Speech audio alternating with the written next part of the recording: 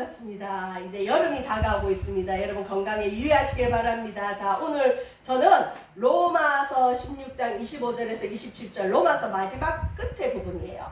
이 말씀의 제목으로 이 말씀을 바탕으로 당신은 경고하십니까? 라는 제목으로 우리 은혜를 나누도록 하겠습니다. 자, 이 땅에 모든 것들은 경고한 게 좋아요. 특별히 우리가 이렇게 살아가는 집, 이런 주택들은 건물들이 경고해야지, 이 주택이나 건물이 경고하지 못하면 태풍이 오거나 특히 지진 같은데 이 집이 무너지면 아유 삶의 터전을 잃어버리죠. 이 성도 경고해야 되고 우리가 집을 지을 때 이 벽들이 탄탄해야 돼요. 자, 경고하다는 게 뭘까요? 어떤 사상이나 자기 의지가 동요됨이 없이 확고하다. 자, 오늘 말씀의 초두에 왜 경고함을 이야기를 하고 있느냐? 사도 바울이 로마 교회를 그렇게 사랑했어요. 바울이 세운 교회는 아니에요, 로마 교회는. 근데 당시에 세계 중심이 로마였고, 이 로마에는 누가 세웠는지는 모르지만 이 이방인으로 있다가 헬라인으로 있다가 로마인으로 있다가 기독교인이 된 이방 기독교인들과 유대교를 믿다가 기독교인이 된 유대 기독교인들이 섞여서 사는 로마 교회가 있었어요. 바울은 로마 교회에 그렇게 가고 싶어 했는데 가지를 못하고 있었는데 이제 가긴 가요. 마지막에 그렇게 소원했는데 가긴 가는데 어떻게 가느냐? 죄수의 몸으로 이제 구금되는 감옥, 조금 자유가 있는 그 감옥 생활하면서 로마 교회 교인들을 만나요. 자, 근데 로마 교회 가기 전에 고린도란 지역에서 이 바울이 로마 교회에 대한 소문을 듣고 편지를 썼어요. 근데 이 로마서가 우리 기독교 역사를 다 바꿔놔요. 이 기독교 역사상 중요한 인물들은 다 로마서를 읽다가 변화받았어요. 그래서 제가 가는 교회들마다 이 로마서 강해를 했는데 우리 세바족교회 와서는 벌써 2번이나 했어요. 그죠? 제가 가는 데마다 하다 보니까 이 사람들이 로마서에 대한 눈이 뜨이잖아요.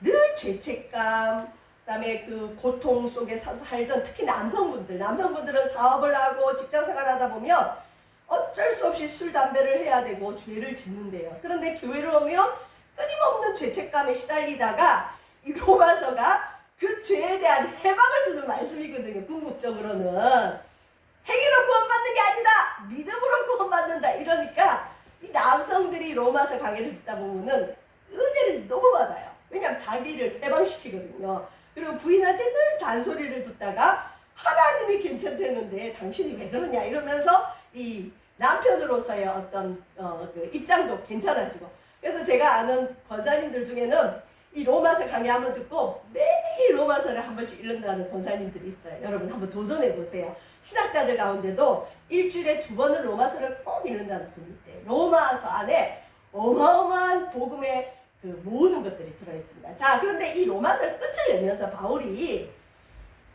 복음 안에 경고하라 이런 말을 합니다. 자, 저와 여러분 복음으로 경고한지 한번 생각해 보시길 바랍니다. 자, 복음 안에서 경고한 믿음을 바울이 여러분 마지막에도 중요한 걸 얘기하죠.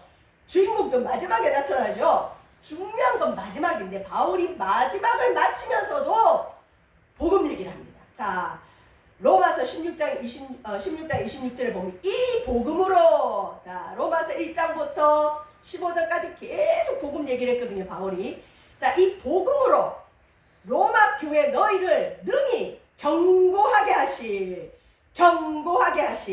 자, 여러분, 당시 로마 사람들이 복음으로 경고해졌다면 오늘 우리도 로마서를 통해서 복음으로 경고해질 수 있습니다. 우리나라가 우상숭배가 심하다고 해도 로마 당시 로마인들보다 우상숭배가 심하지 않았어요. 그 당시는 그리스 헬라 철학이 만연했고, 여러분 또 그리스 로마 신화에 나오는 신들, 제우스 신, 아폴로 신, 비너스 신들이 많았어요. 다이애나 여신. 자, 그 무엇보다 로마 황제를 신격화해서 황제의 상을 만들어서 숭배하게끔 했어요. 그거 안 하면 죽어요.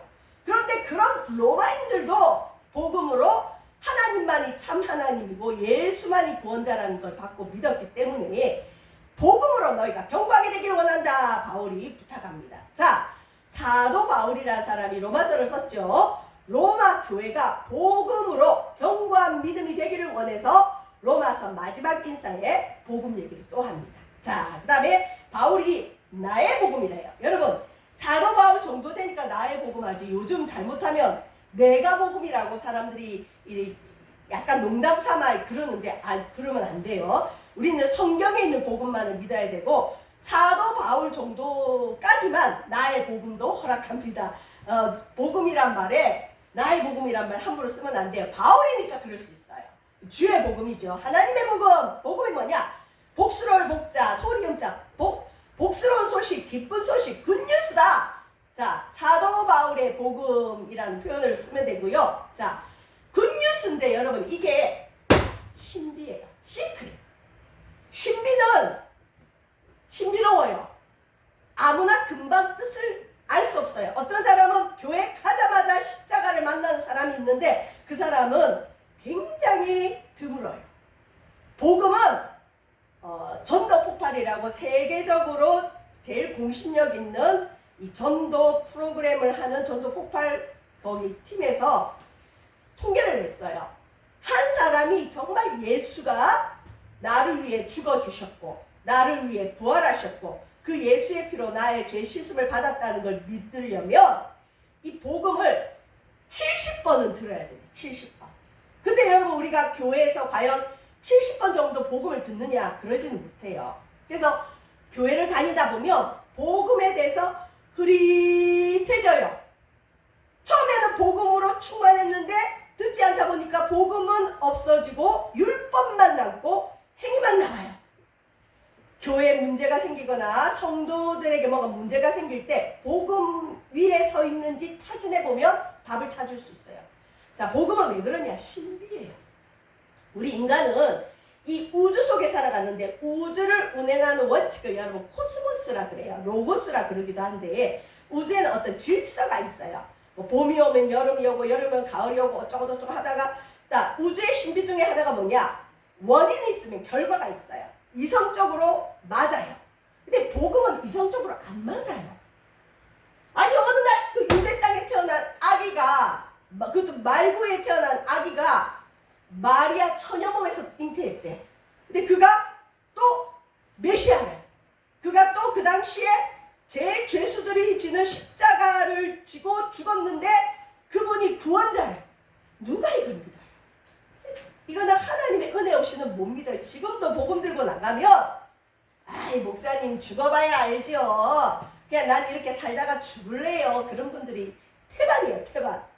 복음은 깨닫는 게 은혜고 복음은 신비예요. 신비는 하나님이 열어줘야 할 수 있습니다. 그래서 복음은 신비이기 때문에 끊임없이 내가 복음 안에 경고한지 살펴보시길 바랍니다. 또 이 복음은 어느 날 하늘에서 뚝 떨어진 것이 아니라 수천 년 역사를 통해 기록된 이 구약 성경을 통해 끊임없이 예언된 것이 복음입니다. 자, 구약은 오실 메시아 예수님에 대한 예언의 책입니다. 자, 저와 여러분 왜 복음 안에서 경고해야 되냐? 제가 초반에 그 얘기를 했죠.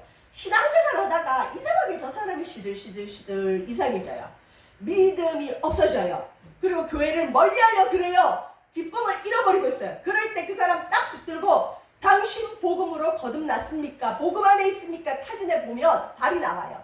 자, 복음 안에 왜 경고해야 되느냐? 우리 신앙은 생명력이 있어요. 이 생명력은 지속적인 양분을 공급받지 않으면 시들시들해요. 우리가 밥을 안 먹으면 배가 고픈 것처럼 우리는 하나님 말씀이 약해지면 믿음이 연약해집니다. 자, 복음에 왜 경고해야 되느냐? 이 복음에는 무슨 신기한 능력이 있느냐? 여러분, 믿음으로 성장하고 싶습니까? 믿음에서 믿음에 이르기를 원합니까? 복음 안에 경고하십시오. 자, 복음에는 하나님의 의가 나타나서 믿음으로 믿음에 이르게 하나니 기록된 바 오직 의는 믿음으로 말미암아 살리라과 같으니라. 로마서 1장 17절 말씀. 목사님, 우리 애는 믿음이 없어요. 그러면 믿음이 없는 아이에게 복음을 전하세요. 복음이 들어가면 복음에는 능력이 나타나서 그 아이로 믿음에서 믿음에 이르게 합니다. 복음이 없으면 백날 신앙생활을 해도 구원 못 받은 성도들이 있을 수 있어요. 그래서 바울은 로마서 앞부분에 보면 내가 로마에 있는 너희들에게도 가서 복음 전하기를 원한다. 이상한 말이죠. 로마 교회는 이미 있어요. 복음 위에 교회가 세워졌어요. 그런데도 바울이 다시 가서 로마 교인들 붙들고 복음을 다시 전해야 되겠다. 교회 안에 복음이 약한 아이들이 너무 많다. 복음 위에 없는 성도가 너무 많다. 복음이 없는 목회자가 있을 수 있어요. 여러분, 우리 교회는 복음 위에 세워져야 됩니다. 그래서 복음 안에 내가 서 있는지 항상 점검해 보시길 바랍니다. 자, 복음 안에 경고하려면 세 가지로 우리가 오늘 말씀 나누고 마칠 텐데, 첫 번째, 복음 안에 경고하려면 어떻게 해야 되느냐. 아까 성 지은 거 봤죠? 벽 봤죠? 튼튼하고 흔들리지 않으려면 첫 번째, 복음은 처음부터 끝까지 하나님의 은혜임을 기억해야 돼요. 교회를 오래 다니다 보면, 은혜를 많이 받다 보면 이상한 은혜가 와요.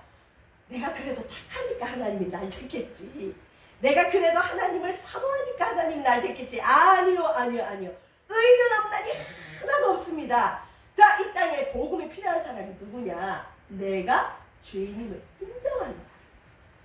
복음 전할 때 당신은 죄인입니다 했을 때 내가 무슨 죄인이냐고, 나는 법 없이도 산다고. 여기에도 그런 어르신들 많아요. 그럼 더 이상 복음을 전할 수가 없어요. 복음은 내가 철저한 죄인임을 인정하는 사람에게 복음이 진짜 굿뉴스고, 자, 이 교회는 복음으로 세워졌는데, 교회는 실은 여러분 뭐 착한 일 많이 하기 위해서, 뭐 문화생활 하기 위해서, 맨파워 키우기 위해서 오는 곳이 아니고, 교회는 죄 문제를 해결하는 곳이에요. 죄 있는 자들아 이리로 오라. 죄인들이 와야 돼요. 요즘 우리 교회에 이상한 분들이 많이 와요. 술 먹은 분들이 교회를 와요. 쫓아내야 돼요. 같이 예배를 드려야 돼요. 혼돈스러울 때가 한두 번이 아니에요. 그런데 술을 먹고라도 교회를 오니 예배를 드리겠더니 쫓아내면 안 되죠. 술 먹고 예배 드리다가 펑펑펑 울다가 주님 만나는 사람도 있고, 전에 우리 교회에 와서 봉사했던 우리 남자 집사님 있죠. 점잖해 보이시는데, 그분이 과거에는 부인이 교회에서 예배 드리고 오면 그 옛날에 가스통을 들고 교회 불 지른다고 왔던 분이래요. 그때 오신 분 보았죠? 점잖하시죠? 이 사업을 지금은 잘해서 뭐 하나님 큰 축복을 주셨지만 과거에는 그렇게 힘들었대요. 근데 부인이 같이 사업할 생각은 하지 않고 맨날 교회만 쫓아다니니까 부인이 이거는 문제가 있다 생각하고 교회 폭파한다고 가스통 들고 왔다가 어쨌든 주님 만나서 그렇게 헌신적으로 주의를 하잖아요. 자, 여러분, 복음은 죄인인 사람에게만 필요해요. 난 죄 없습니다 하는 사람은 실은 복음이 필요 없어요. 교회가 필요 없어요. 예수님이 필요 없어요. 그런데 내가 죄인임을 인정하는 사람이 교회 안에 과연 몇 명이 있을까요? 자기 의만 남아요. 교회를 오래 다니다 보면 그래도 내가 목사인데, 특히 교회에서 제일 많이 듣는 거, 내가 우리 교회 초창기 멤버인데, 우리 교회 개척 멤버인데, 내가 모태신앙인인데, 나는 5년째 믿는 사람인데, 우리 할아버지 아버지가 다 목사고 우리 집안에 순교자가 있는데, 요런 것들이 있어요. 아니에요. 우리 그런 겉껍질 다 벗겨내고 교회 안에 들어오면 누구든지 죄인으로 시작하는 거예요. 나는 죄인인데 예수가 나를 위해 죽어주셨습니다. 혈통으로나 율적으로 나지 아니하고 오직 하나님께로부터 난 자가 하나님의 자녀들이에요. 자, 복음은 뭐냐? 교회는 뭐냐? 예수님의 피, 보혈, 보배로운 피 한자죠. 예수님의 피를 한자로 보혈이라 그래요. 예수님의 보혈로 죄를 씻은 사람이 성도고 구원받은 자예요. 자, 교회는 끊임없이 피 이야기를 합니다. 구약 성경의 레위기에도 피 이야기를 하고 히브리서 9장 22절에도 이상한 말을 합니다. 모든 물건이 피로써 정결하게 되나니 피 흘림이 없은즉 사함이 없다. 피가 죄 용서를 준다는 거죠. 구약에는 사람이 죽을 수 없으니까 동물의 피를 흘렸죠. 자, 복음이 정확하게 나와 있는 문구가 있어요. 예수님의 뭐가? 피가! 예수님의 피가 우리를 모든 죄, 과거에 지은 죄, 현재 짓고 있는 죄, 앞으로 지을 죄, 어떤 죄든지 간에 예수님의 피로 우리 죄는 깨끗함을 얻습니다. 그래서 예수님 보혈 앞에 누구나 회개하는 자는 공정한 심판을 받게 되고 공정한 취급을 받습니다. 저와 여러분, 복음 안에 경고하려면 복음이 행위나 공로에 있지 아니하고 인간의 업적에 있지 아니하고 하나님의 은혜임을 기억해야 됩니다. 그리고 복음 앞에는 누구든 말이 많으면 안 돼요. 맞아요. 나 죄인 맞습니다. 나는 죄인입니다. 우리 부모님이 아무리 믿음이 좋았어도 내가 죄인입니다로 복음 앞에 서지 않으면 거듭나지 못해요. 복음은 모든 사람 앞에 평등합니다. 자, 복음은 예수의 보혈을 뜻합니다. 누가 나를 위해 죽어주겠습니까?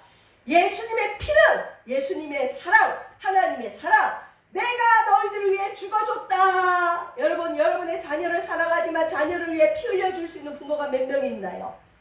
예수님은 우리를 사랑하셔서 우리 죄를 위해 하나님 앞에 속죄양이 되셔서 피 흘려 죽어주셨습니다. 그래서 내가 하나님의 사랑이 확신이 없다 싶을 때는 십자가 바라보세요. 그것도 이왕이면 빨간색 십자가. 저기에 예수님이 피 흘려 죽으셨지. 그 피가 내 죄를 씻어주셨지. 저게 사랑이 아니면 무엇이 사랑이겠습니까? 자기 목숨을 아끼지 않고 우리를 위해 죽어주신 예수님이 자기 목숨과 함께 우리에게 모든 걸 다 주실 수 있어요. 자, 두 번째. 자, 우리가 은혜임을 언제 잃어버리냐? 내 의를 자랑할 때. 예수님이 이걸 잘 비유하셔서 누가복음 18장 9절에서 14절을 보면 두 사람이 나와요. 세리는 이 당시 도둑이에요. 지금 세무공무원인데 이 당시는 로마에 식민지에 있었는데 로마에서 예를 들어서 유다에서 이번에 뭐 100억 세금 거둬라 그러면 이 세리들은 합법적으로 도둑이에요. 200억을 설정해서 예를 들어서 뭐 1억의 세금을 내야 될 사람한테 가서 로마에서 2억을 징부했으니 2억 내놔라. 그래서 2억 받아서 1억은 로마에 갖다 바치고 1억은 자기가 착취하는 그런 공식적인 죄인이 세리예요. 그래서 세리를 사람 취급 안 했어요.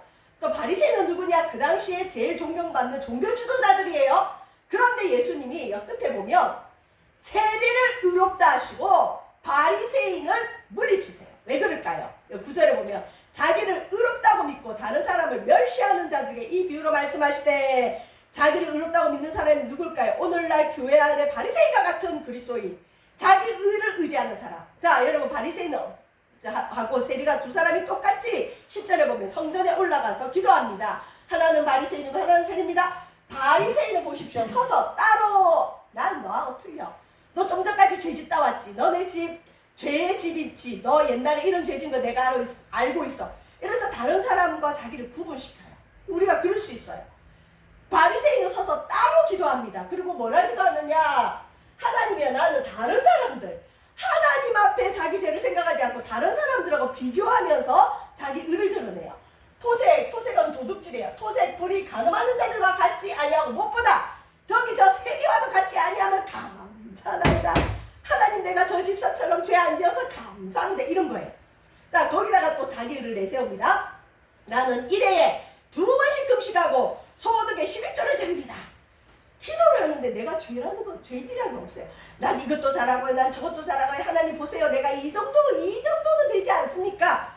자기 의를 내세우면서 하는 기도 하나님이 안 좋아해. 세리는 뭐라고 기도하느냐?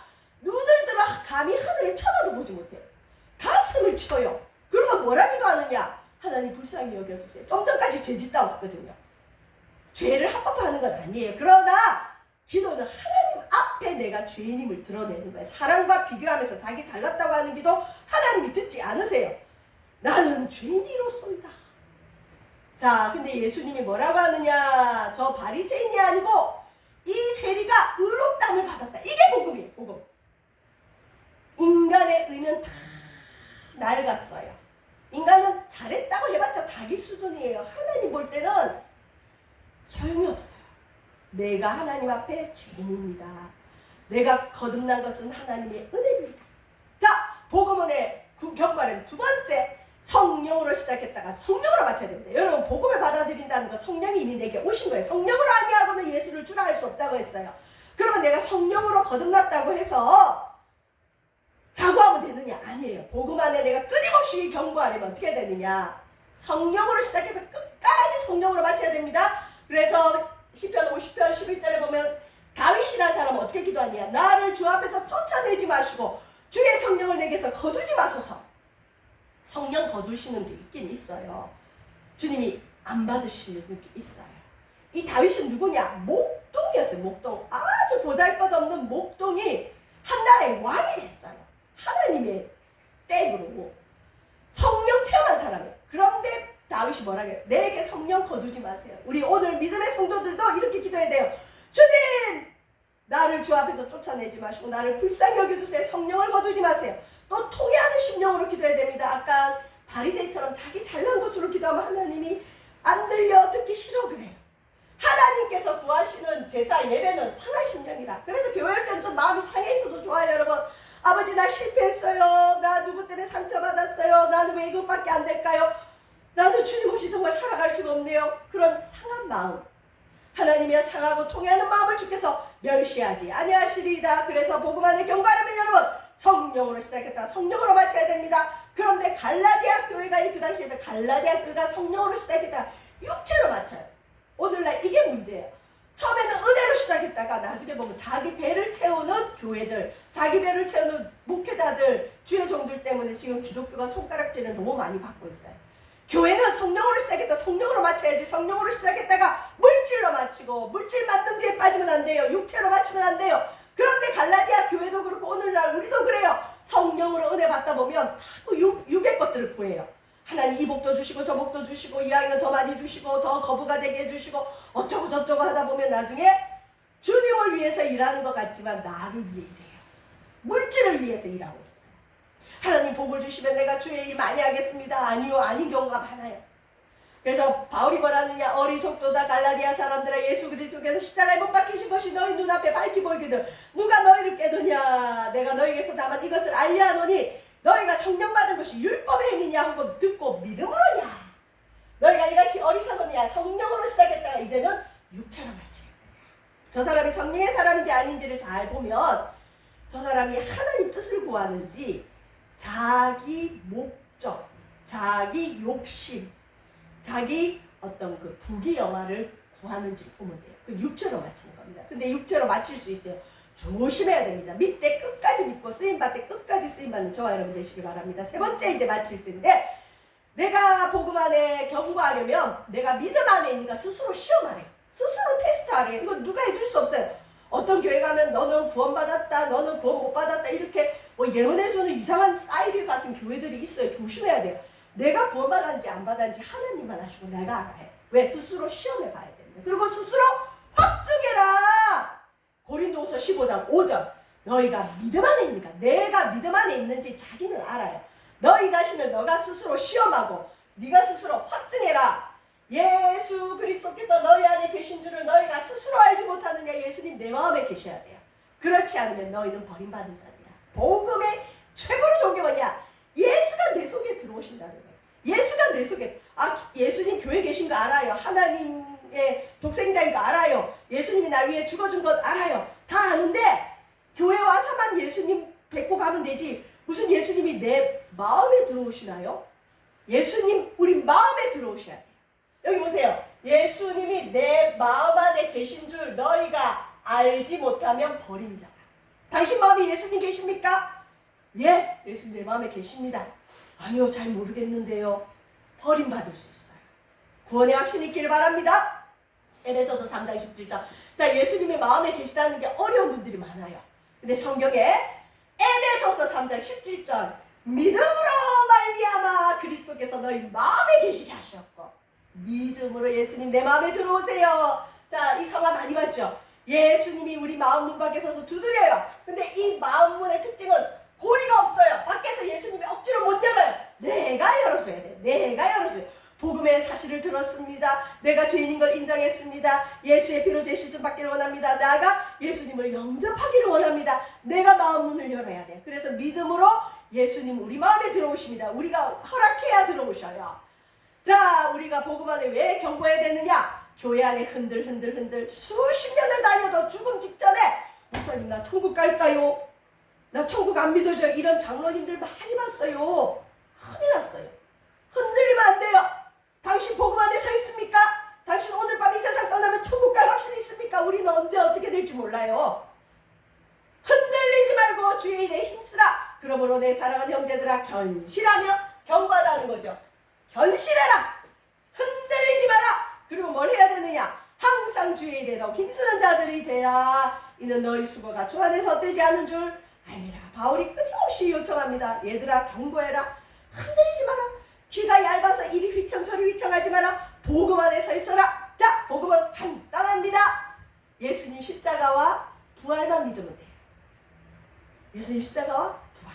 굿뉴스. 나를 위해 십자가 달려 죽으시고 그 피로 내 죄 씻어주시고 나를 위해 부활하시고 하늘로 승천하셨어요. 그 예수님 다시 오십니다. 그리고 우리도 마지막 날 부활할 거예요. 복음은 십자가의 죽으심과 부활.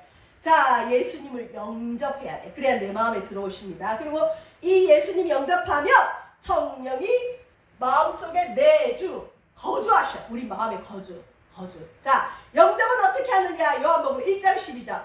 영접하는 자, 곧 그 이름을 믿는 자들에게는 하나님 자녀가 되는 권세를 주셨으니, 여러분이 어떤 전셋집을 구했어요. 그러면 그 전셋집에 돈을 지불하면 그 집에 대한 권리가 내게 오듯이 내가 하나님의 자녀의 권리를 얻는 것 간단합니다. 회개하고 예수님을 마음에 모셔드리면 돼요. 영접. 어서 오세요. 영접. 예수 이름을 믿는 자에게는 하나님 자녀가 되는 권리를 주셨어요. 이게 복음 중에 최고 복음이에요. 뭘 해서가 아니에요. 몇 대째 예수를 믿어서가 아니에요.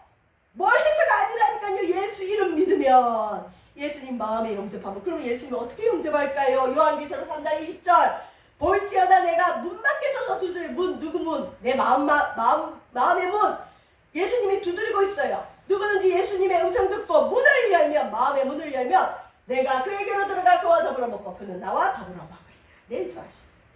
여러분, 복음 위에 살기를 바랍니다. 성령이 예수님의 영으로 우리 마음에 내주하심을 믿으시길 바랍니다. 내가 죄인임을 잊지 마시기를 바랍니다. 복음은 은혜입니다. 행위가 아닙니다. 바울은 로마 교회 마지막으로 부탁했습니다. 얘들아, 복음 안에 경고하라. 주변에 교회 다니는 분들 꼭 물으세요. 저는 우리 교회 매일 요즘 와서 기도하는 형제가 한 명 있는데 수시로 물어요. 예수님 어디 계시냐? 처음에는 그 말 물으면 이 목사님은 이상한 걸 물어봐. 다른 데는 이런 거 안 묻는데 당황스럽게 왜 저런 걸 물어봐 그래요. 물어야 돼요. 처음에 예수님이 자기 마음에 온다는 게 굉장히 부담스럽고 이상했나 봐요. 근데 여러분, 그게 복음이에요. 예수님 내 마음에 들어오세요. 요즘은 물어봐요. 예수님 어디 계세요? 항상 여기 계시다. 그 예수님 우리한테 동행해 주세요. 예수님 여기 계세요. 여기 계신 예수님과 여러분 의지하시고 나아가시길 주의 이름 축원드립니다. 기도하겠습니다. 사랑해 주님 감사함을 드립니다. 나는 복음 안에 경고합니까? 복음이 생명인데, 복음이 처음과 끝인데 이 복음 안에 흔들리지 않도록 축복하소서. 예수님 이름으로 기도합니다.